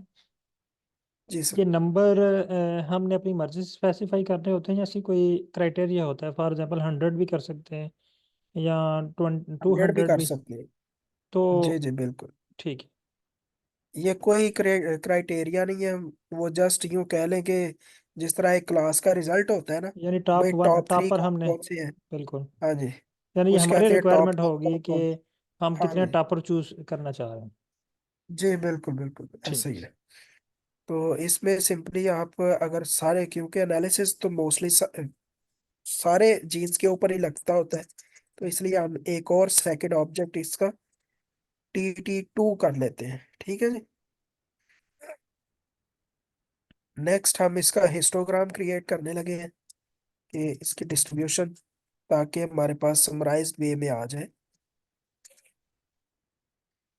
तो ये बेसिकली हमारे पास एक डिस्ट्रीब्यूशन आ गई है। ये नीचे हमारे पास जो हॉरिजॉन्टल एक्सेस है वो एडजस्टेड पी वैल्यूज का है। जैसे जैसे आपके पास ये पी वैल्यूज बढ़ रही हैं, नंबर ऑफ जीन्स इंक्रीज कर रहे हैं। अब ये जो तकरीबन 15,000 जीन्स है, या यूं कह लें कि ये हमने तो लिए होते हैं ना 0.05 से लेस लिए होते हैं।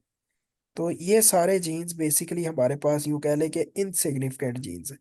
तो हमारे जो डिफरेंशियली एक्सप्रेस्ड जीन्स होते हैं ना, वो बहुत ही कम आते होते हैं। जब भी आप RNA-seq करते हैं या RNA-seq के ऊपर डिफरेंशियल एक्सप्रेशन एनालिसिस करते हैं ना, तो मोस्टली हमारे जो जीन्स होते हैं वो वेरिएबल नहीं होते, अपना एक्सप्रेशन पैटर्न वेरी नहीं करते।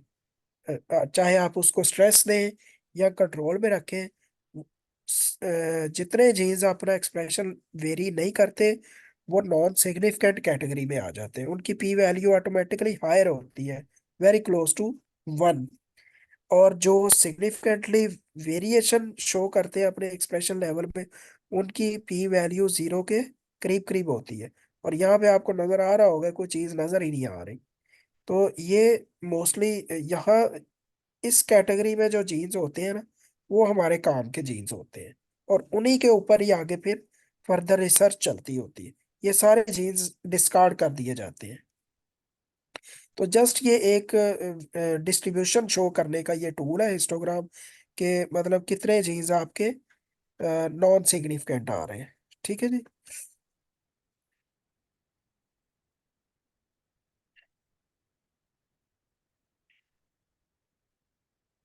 ये कुछ आगे up and down regulation pattern का हमारे पास एक टूल है, जिसमें हम डिसाइड टेस्ट के नाम से हम फंक्शन अप्लाई करते हैं। तो इसको प्रिंट कर लेते हैं कि इसमें हमारे पास आया क्या। इसने भी हमें इम्प्लिसिट रिजल्ट ही दिया है, जो कि समराइज्ड वे नहीं है। तो मजीद हम आगे चल के देखते हैं। मेरा ख्याल फंक्शन में शायद मिस कर गया हूँ इसमें, समरी के नाम से शायद हो।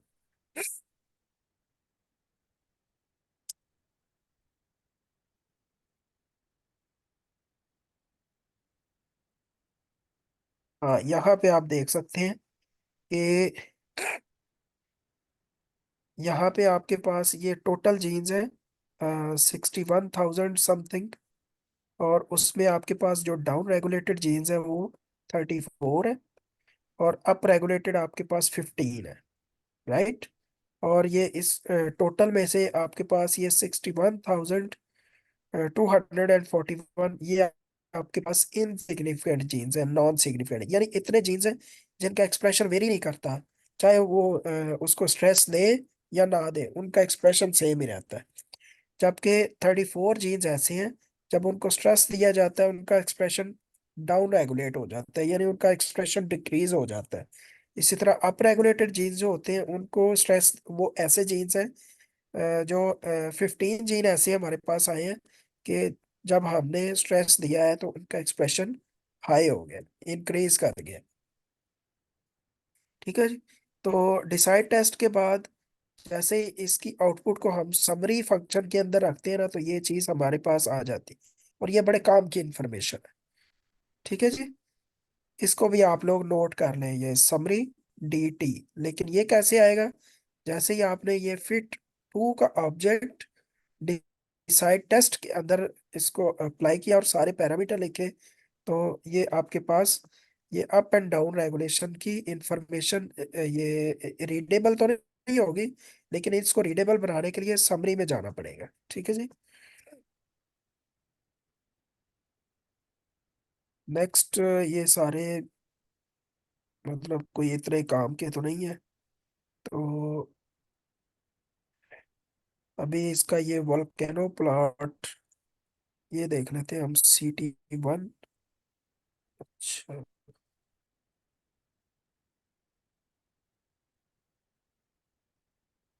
ये इसका वोल्केनो प्लॉट देख लेते हैं।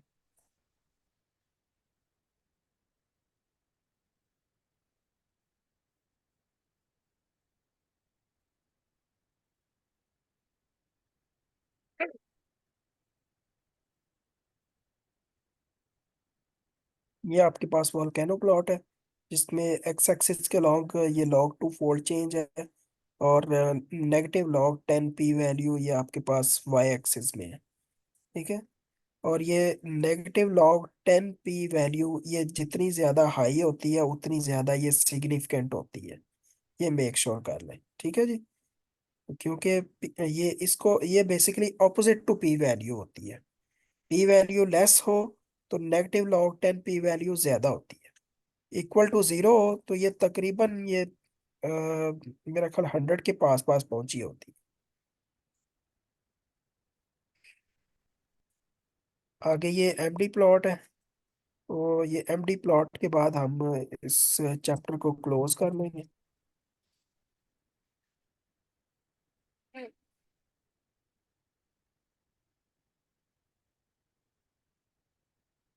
ठीक है जी।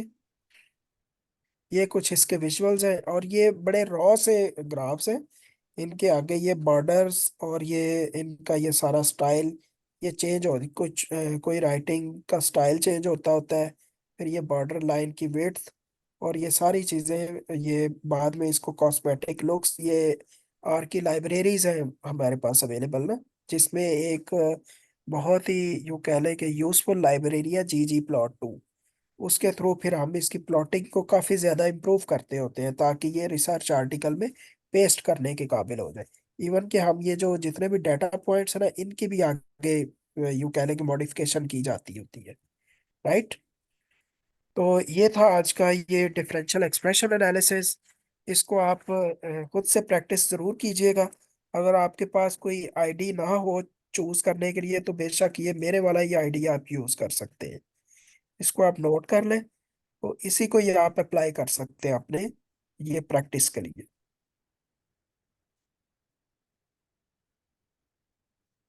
राइट। ये अतीक साहब, जी सर। ये ठीक है यहाँ तक? हाँ ठीक है, ये स्क्रिप्ट शेयर कर देना जी जी। तो हो ये जाए। असल में काफ़ी डिटेल्ड फाइल है, तो इसमें मैं इसको ट्रिम करके भेज दूँ या एज इट इज़ भेज दूँ? ठीक है, जिस तरह आप मुनासिब समझते। चले, मैं ऐसे ही भेज देता हूँ। लेकिन ठीक है। इसमें मैंने वो कुछ चीज़ें स्किप भी की हुई हैं, ठीक है। तो वो मिक्स ना हो जाए कहीं। हाँ बिल्कुल। वैसे मैं दोनों भेज दूंगा, ट्रिम वाली भी भेज दूंगा जो मैंने ठीक। इधर समझाई है, और ये ठीक है। फुल लेंथ भी कोई अगर यूज करना चाहे तो कर सकता है। ठीक हो गया। ठीक है। ठीक है सर। तो कोई क्वेश्चन हो ऑडियंस की तरफ से तो अभी भी कर सकते हैं, बाद में करना चाहे तो वो तो आप बाद में ग्रुप भी में कर भी पूछ सकते सकते हैं। हैं। जी जी। जी सर, कोई क्वेश्चन है तो आप पूछ सकते हैं। जी राकेश साहब, कोई क्वेश्चन आपका?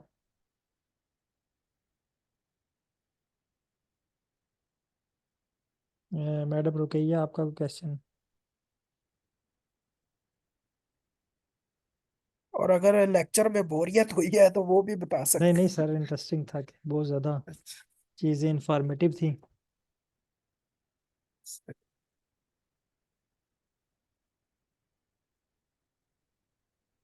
ओके, रियाजुल हक साहब, आपकी तरफ से कोई क्वेश्चन?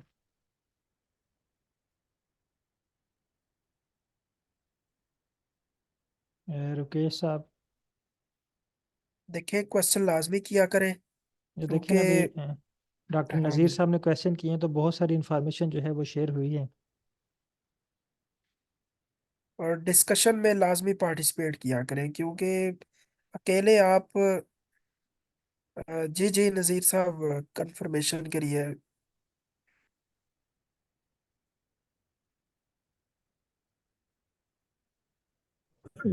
नज़ीर साहब माइक ओपन किए। अकील साहब, सॉरी सर, आपको दोबारा डिस्टर्ब कर दिया। नहीं नहीं कोई बात अकील नहीं। साहब, मेरा काम जो है वो नेक्स्ट जनरेशन सीक्वेंस पे, आपका भी इसी पर है माशाल्लाह से। मैंने असल जी में जी गैलेक्सी पे काम किया हुआ है। अब गैलेक्सी में मैं एक जगह आके फंस गया ना, मैंने सारा काम कंप्लीट कर लिया ना। जी जी जो बताइए। चीजें अभी आपने मुझे बताई थी ना, मैंने उसी टाइम गैलेक्सी पे भी काम स्टार्ट कर दिया कि चलो ये होता रहेगा ना। ठीक तो है। अब मैं, जब मैं हाई सेक 2 पे चला गया, तो वहां पे हम जब ह्यूमंस के लिए करते हैं तो हम ह्यूमन का डेटा अपलोड करते हैं ना। ये प्लांट्स के लिए किस तरह करेंगे या डिजीज के लिए क्या करेंगे? अब मैं यहाँ पे कंफ्यूज हो गया हूँ। ये सबसे पहले तो मुझे बता दीजिए आरएनए सीक के हवाले से ये है जी जी क्वेश्चन। जी जी, बिल्कुल उसी के अच्छा। हवाले से मेरा बिल्कुल क्वेश्चन है। बिल्कुल मैं आपको बताता हूँ। बिल्कुल बेस लाइन से हम चलते हैं कि हाँ हमारे बिल्कुल। पास ना वो कह ले वैरायटी एक है प्लांट्स के अंदर ना। लेट्स ठीक है सर। से वो वीट है हमारे पास ना। ठीक है। तो उसके हमने तकरीबन 10 सैंपल्स ले लिए। ठीक है। ठीक है। 10 में से 5 को आपने डिजीज का स्ट्रेस दे दिया। दे दिया। ठीक है। उसके ठीक। बाद आपने जैसे डिजीज कॉज कर दी, डिजीज अपीयर भी हो गई, तो आपने उन डिजीज सैंपल्स को लेके ना उनका डीएनए एक्सट्रैक्ट करना है, सॉरी आरएनए एक्सट्रैक्ट करना है। और ठीक। जिनको आपने डिजीज नहीं दी उनका भी आरएनए एक्सट्रैक्ट करना है आपने। उसके बाद आपने ठीक। आरएनए सीक के लिए आपने कंपनीज को भिजवा देना है। उन्होंने आपको फास्ट क्यू फाइल्स बना के भेज देनी है। ठीक है जी। ठीक है। उसके बाद उन्हें समझ फास्ट क्यू गया। फाइल्स को आपने ये वीट के रेफरेंस जीनोम के साथ मैप करना है। उनकी आगे क्वांटिफिकेशन करनी है। क्वांटिफिकेशन करके उस 10 फास्ट क्यू फाइल्स का एक एक कॉलम जनरेट हो जाएगा। ठीक है जी। तो वो ठीक है 10 बिल्कुल। कॉलम्स और उनके जीन्स रो वाइज ये सारा कॉलम आपने लोड कर लेना है आर के अंदर, सारा सॉरी मैट्रिक्स आपने आर के अंदर लोड कर लेना है। ठीक उसके है। बाद सेम प्रोसीजर से आपने ये आपको मैं ये फाइल दिखाता हूँ ऊपर। एक ऑब्जेक्ट हमने स्टार्टिंग में क्रिएट किया था ये मैंने हाईलाइट किया हुआ है ब्लू कलर में। ये नजर आ ठीक। रहा है आपको? हाँ ये नजर आ गया, ये ड्राउट और ये वाला, ठीक है सर। ठीक है।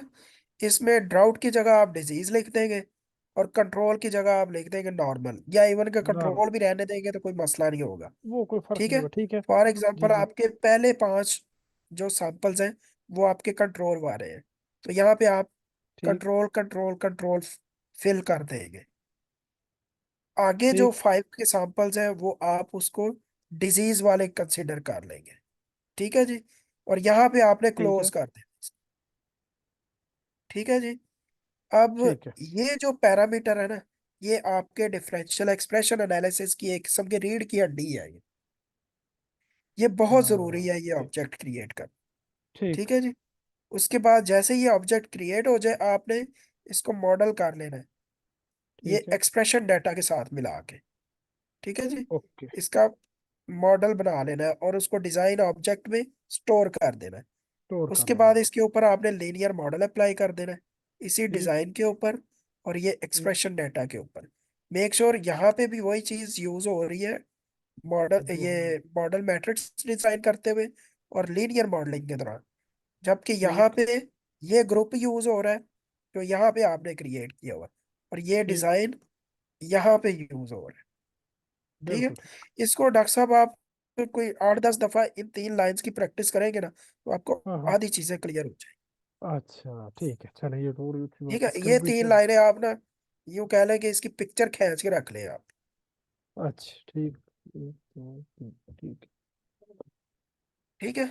और ठीक ये है सर। देखना है कि जितने आपके कॉलम है ना, यहाँ पे उतनी एंट्रीज होंगी, उससे कम ज्यादा नहीं हो सकती। अब मेरे पास 12 कॉलम्स है ना, तो मेरे पास ये 12 ही मेंबर्स हैं। मेंबर ठीक सर। है। अगर किसी के पास 500 बेसिकली है ना ये कॉलम्स, तो यहाँ पे हाँ एंट्रीज भी 500 होगी, लेकिन उसका भी एक प्रोसीजर होता है। आपको जरूरी नहीं है कि आपने ये 500 ही यहाँ पे पेस्ट करने हैं। उसको आप ठीक। शॉर्टकट से भी पेस्ट कर सकते हैं। जैसे REP, ये कंट्रोल हम्म। Comma 5, comma. ठीक, ये 5। 5 कंट्रोल आ गए। ठीक है। इसके ठीक। बाद आपने ये डिजीज वाले भी इसी तरह कर लेना। 5 लेने हैं। ठीक है। तो इसका आप ठीक है। ये वेक्टर बना सकते हैं, ठीक। Comma comma. अब आपको ये 10 दफा लिखने की जरूरत नहीं है, इसमें खुद ही लिख देना है नहीं, सर। खुद ही हत्ता कि ठीक है। आपने आपके पास अगर 1000 कॉलम्स वाला है ना मैट्रिक्स, तो फाइव हम्म। फाइव 500 आपके पास कंट्रोल है, 500 आपके पास डिजीज वाले, सारे ये ठीक। आपके पास आ जाएंगे। ठीक है। समझ गया। तो ये भी आप लिख के रख हाँ, सकते हैं। ये वाला हो गया, अब थोड़ा क्लियर हो। ठीक है। ठीक है सर। इसके लिए, इस मेथड को यूज करने के लिए ना, आपको फिर कॉलम शफल करने पड़ेंगे। जैसे ये मेरे पास है ना, ये इस तरह से, क्या नाम है, ये पहला कंट्रोल है, फिर ड्राउट है, फिर कंट्रोल है, ड्राउट है। ये आप इसमें इस तरह कर सकते हैं कि 3 कॉलम उठा के 2 की जगह रख लें, और ठीक इसी है। तरह कंट्रोल वाले इकट्ठे कर लें, और ड्राउट हम्म। वाले एंड पे ले जाएं। तो फिर ये रिपीट वाला प्रोसीजर आप यूज कर सकते हैं। ठीक। अदरवाइज ये शफल होंगे ना, फिर आपको इसी तरह ही लिखना पड़ेगा। अच्छा, फिर और भी मुश्किल हो जाएगी, ये तो ठीक है। अभी मैं समझ, ठीक है सर, बस ये अच्छा कि आपने बता दी, इसका मैंने वो भी स्क्रीनशॉट भी ले लिया, कंफ्यूज था इस चीज में ना। और अगर डॉक्टर और साहब हेल्प ये, की। जी जी। हाँ जी, ये आप बताएं फिर। ये काफी ना ये कंफ्यूजिंग स्टेप्स है ये तीनों। ये वाले ना लेकिन इसकी। इसका वाहिद सोल्यूशन यही है, आप इसकी कम से कम कोई 15 दफा आप इसकी प्रैक्टिस करें। ठीक है इंशाल्लाह। ठीक है। और यहाँ से फिर आगे आपकी रूटीन चल पड़ती है। यहाँ तक आप चले गए, फिर आगे काम करना इंतहाई इजी है। अच्छा, तो वो तो माशाल्लाह सर ने इतनी दफा प्रैक्टिस करवाई भी है। इसकी बात आपकी ठीक है, क्योंकि ये मेरे लिए फर्स्ट टाइम है ना, तो इसकी जी जी प्रैक्टिस वाकई करनी होगी बार बार ना, तब जाके फिर क्लियर हो जाती है चीजें ना। जी अच्छा, अकील साहब, अगर इन केस दोबारा मुझे हेल्प की जरूरत पड़े, क्योंकि मैं, मसला ये है कि मेरा सारा जो एक्सपीरियंस है वो गैलेक्सी पे भी ज्यादा है ना, जी और जी आर पे अभी थोड़ा थोड़ा हो रहा है, तो फिर मैं सर को बता दूंगा। फिर किसी दिन अगर 5-10 मिनट की क्लास लेनी पड़ गई तो मुझे आपकी हेल्प की जरूरत होगी फिर। जी जी, जरूर, कोई बात नहीं। आप ठीक है। जाहिर सी बात है, हम इधर एक दूसरे की यूं कह लें कि बात सुनने के लिए ही हैं। अगर जी जी। आप को मजीद मतलब हेल्प चाहिए होगी तो आप जरूर बताइए। मैं इंशाल्लाह फिर सर से भी रब्ता कर लूंगा, और हम इनका जी जी आपको जी, इन्फॉर्म कर सर को देंगे। बता दीजिएगा। चलिए ठीक है, मेरी तरफ से क्वेश्चन एंड हो गया, बाकी कुलीग्स करना चाहें तो मैं उनका शुक्रिया अदा करूंगा कि उन्होंने मौका भी दिया मुझे, और जी आपको भी जी अल्लाह पाक जज़ाय खैर दे, आपने काफी क्लियर कर दिए मुझे भी। जी जी। और जैसे आपने क्वेश्चन किए, बाकी पार्टिसिपेंट्स की तरफ से भी हम चाहते हैं कि बिल्कुल इसी तरह डिस्कशन में पार्टिसिपेट करें। और कोई भी क्वेश्चन है, अगर किसी को स्टार्ट से समझ नहीं आई, मिड से नहीं समझ आई, तो वो जरूर बताएं। इवन कि हम ये 5 मिनट में इसको रिपीट भी कर सकते हैं। तो अगर किसी ने रिपीट करवाना हो तो रिपीट भी करवा सकते हैं। सर मैंने तो शुरू में कहा था कि रिपीट अगर हो सके तो कर ले, लेकिन मेरी रिक्वेस्ट ये है कि पहले क्वेश्चन ले लें, अगर कोई ना हो तो। मैं फर्स्ट जब आपने स्टार्ट किया तो उस वक्त मैं नहीं था, मैं नमाज के लिए गया हुआ था, तो अभी अगर हो सके तो ठीक है, अदरवाइज कोई इशू नहीं है, जब आपने आर स्टार्ट लिया था। जी जी, ठीक है। मैं ये कुछ दोस्तों की तरफ से है ये जी जी, कि वो इसको क्वेश्चन कर रिपीट लें। कर दिया जाए। जी तो जी। इसको क्विकली वाइंड अप कर लेते हैं। तो सबसे पहले तो हमारे पास ये 3 लाइब्रेरीज होनी चाहिए। ठीक है। ये ठीक लीमा है। लाइब्रेरी GEO क्यूरी के साथ ही, मतलब एज ए डिपेंडेंसी ही लोड हो जाती है। तो साथ में ये यू मैप की लाइब्रेरी है। ये तीनों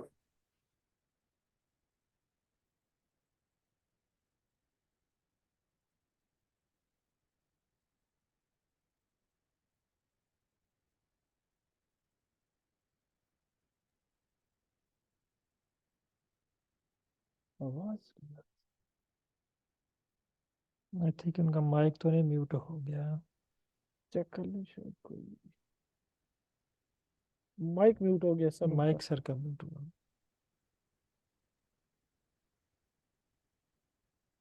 आई थिंक उन्होंने खुद म्यूट किया हुआ है।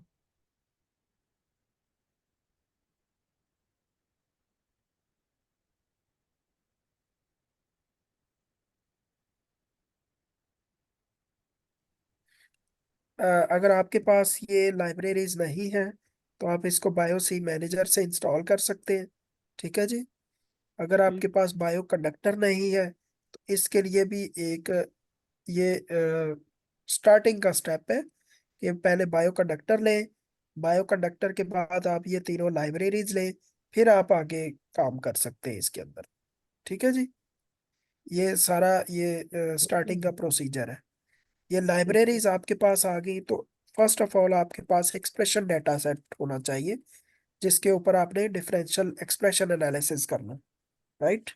तो प्रैक्टिस के लिए तो हमने ये एक आईडी चूज किया हुआ है जो कि एग्रीकल्चर से रिलेटेड है। ये ड्राउट स्ट्रेस इसके ऊपर कुछ सैंपल्स के ऊपर अप्लाई किया हुआ है और कुछ कंट्रोल के सैंपल है हमारे पास। ठीक है जी।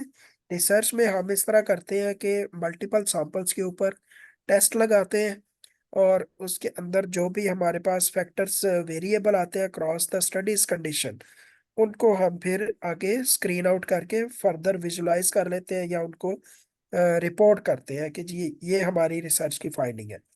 तो जीन एक्सप्रेशन के अंदर हमारे पास जो फाइंडिंग्स होती है वो in the form of differentially expressed genes होती है। तो फर्स्ट ऑफ ऑल हमें एक्सप्रेशन डेटा सेट चाहिए। तो वो कैसे आएगा हमारे पास, ये पहला प्रोसीजर है एक्सप्रेशन डेटा सेट को एक्सेस करने का। तो ये फॉर द प्रैक्टिस पर्पस के लिए है। इसके लिए आप अपनी एक्सेल फाइल को भी लोड कर सकते हैं। जैसे अभी बिलफर्स हमारे पास कुछ नहीं है, इसको लेट से हम बंद कर देते हैं। तो हम न्यू इंस्टेंट आर ले लेते हैं, इसको दोबारा से खोल लेते हैं। ठीक है जी। तो अब ये पहले मैं तीन लाइब्रेरीज लोड करता हूँ।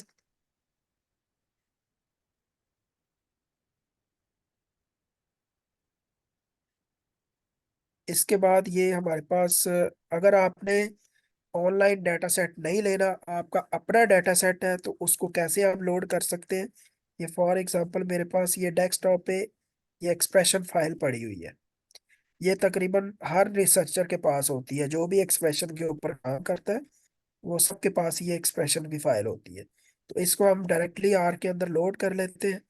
ठीक है। तो उसका प्रोसीजर क्या है कि सिंपल कोई आप एक ऑब्जेक्ट क्रिएट कर ले, यानी कि जीन एक्सप्रेशन सेट जी सेट के नाम से।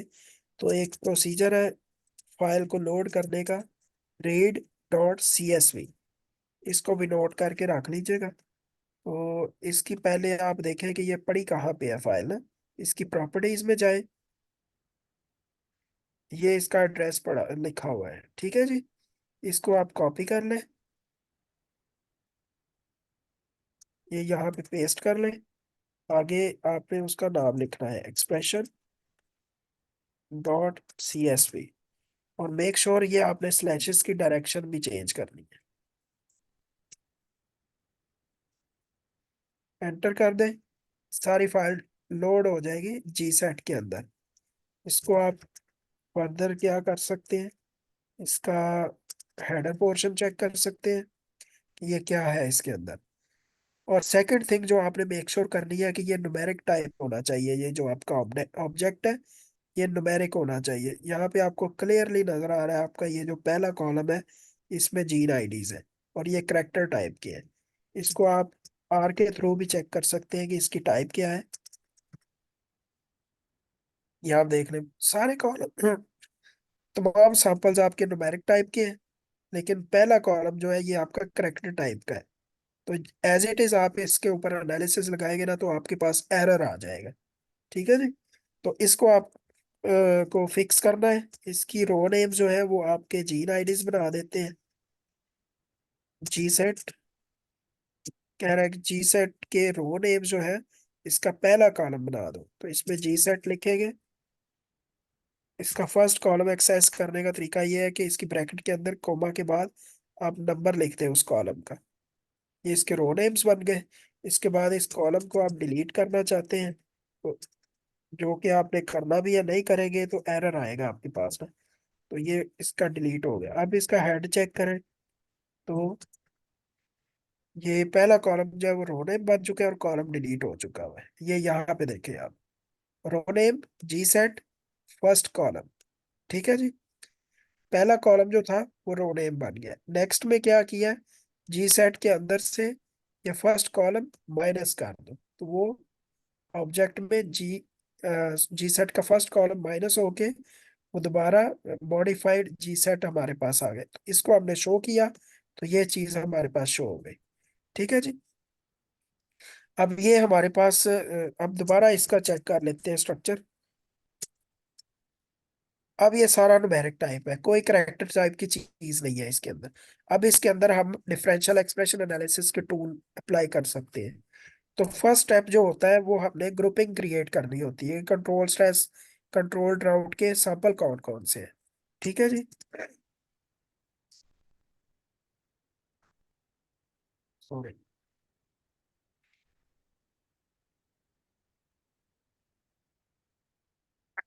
ठीक है जी, ये ग्रुप्स आ गए हमारे पास।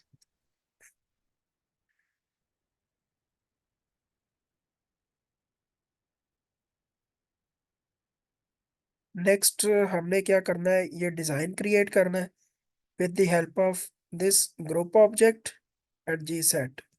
मेक श्योर ये साइन नहीं भूलना, ये टिल्ट साइन है जो कि वन की के लेफ्ट साइड पे होता है, एस्केप की के नीचे होता है। ठीक है जी, इन दोनों को साइमल्टेनियसली हम रन कर लेते हैं। ठीक है जी, यहाँ तक आपका डिफरेंशियल एक्सप्रेशन एनालिसिस हो चुका है। अब आगे आपने स्टैटिस्टिक्स कंप्यूट करने हैं कि ई बेस लगा के फिर आगे ये टॉप टेबल मतलब टॉप 250 जीन्स कौन कौन से, ये हमारे पास ये टी टी ऑब्जेक्ट में आ जाएगा। ठीक है जी, इसको आप शो करना चाहें तो हेड कमांड से आप शो कर सकते हैं, टी कैपिटल टी। ठीक है जी, ये आपका जीन जो है वो टॉप ऑफ द लिस्ट है। इसका एक्सप्रेशन हाईली वेरिएबल है with respect to control and drought. Next आपकी सारी ये विजुअलाइजेशंस है, इसमें आपका ये हिस्टोग्राम है और वेन डायग्राम।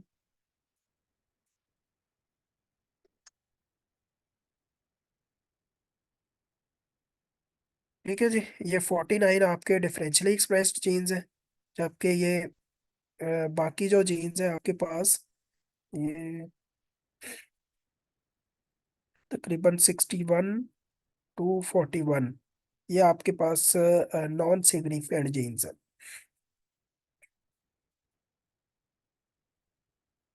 अच्छा, उसके बाद आपके ये जो इम्पोर्टेंट प्लॉट्स हैं वो, एक तो वोल्केनो प्लॉट होता है।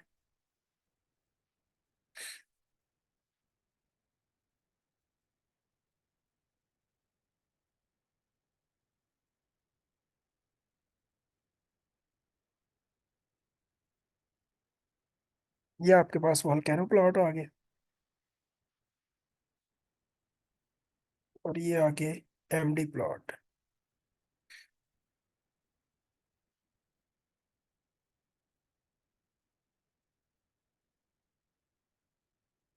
नेक्स्ट भी आपके पास ये काफी किस्म की स्कीम्स हैं इनको विजुलाइज करने की।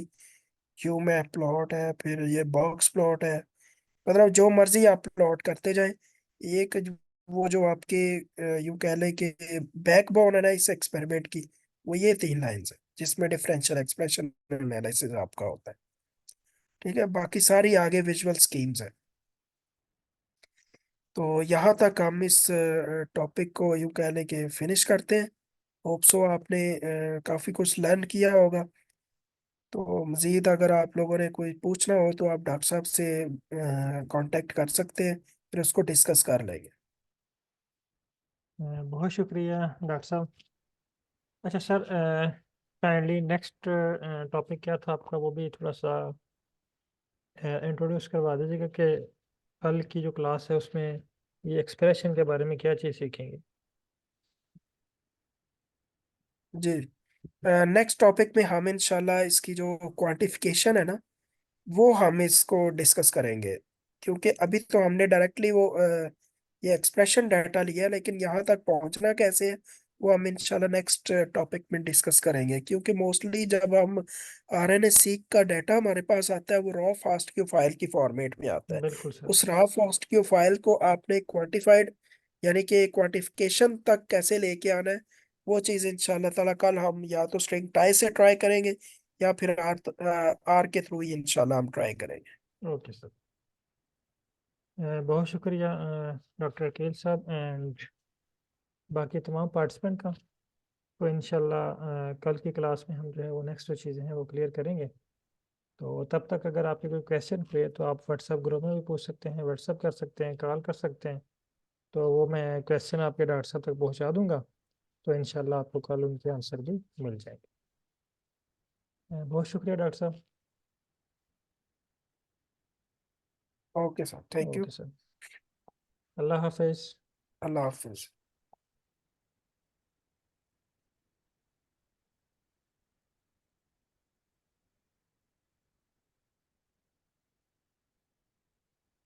हाँ, ये कुछ ग्रुप में मैसेजेस आ रहे हैं कि कल की क्लास इंशाल्लाह होगी, सेम टाइम होगा यही ना, 7 से 9। ओके सर, अल्लाह हाफिज़।